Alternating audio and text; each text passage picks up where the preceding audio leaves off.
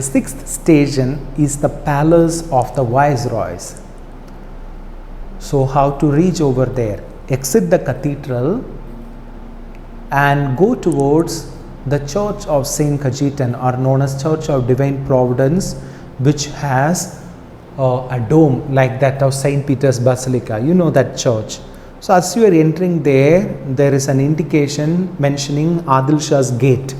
So it was the original location of the palace. There also in the Portuguese you can see it is mentioned Palacio Fortaleza.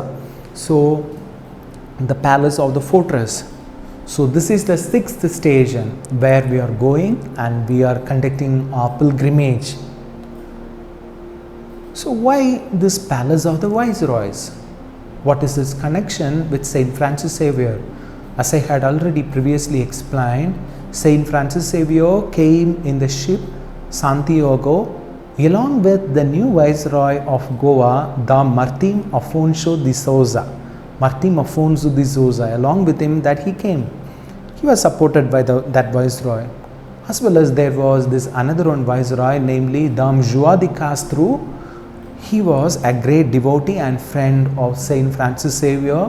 According to the tradition, this Viceroy died in the arms of our beloved Saint Francis Xavier.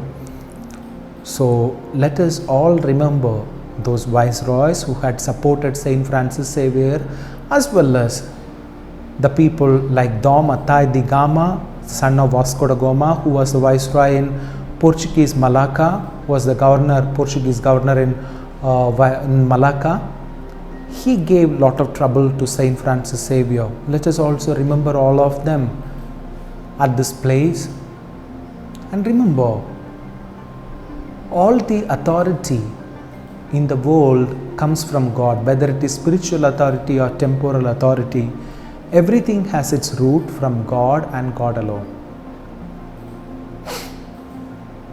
As we are thinking that, let us keep in mind clearly that any authority which exists should serve God. Otherwise, what is the use of it? Any authority has the duty to serve God who gave that. So at this junction, let us pray especially for all our political leaders. Our Bible itself calls us to pray for the political leaders who are governing us, whom God has appointed to govern over us, to show His will, to exercise His laws. So keeping this in mind, let us offer our political leaders as well as the political leaders of the world over here.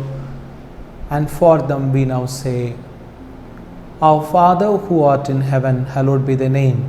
Thy kingdom come, thy will be done on earth as it is in heaven.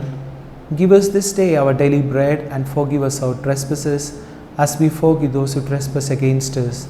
And lead us not into temptation, but deliver us from evil. Amen. Hail Mary, full of grace, the Lord is with you. Blessed are you amongst women, and blessed is the fruit of your womb, Jesus. Holy Mary, Mother of God, pray for us sinners, now and at the hour of our death. Amen.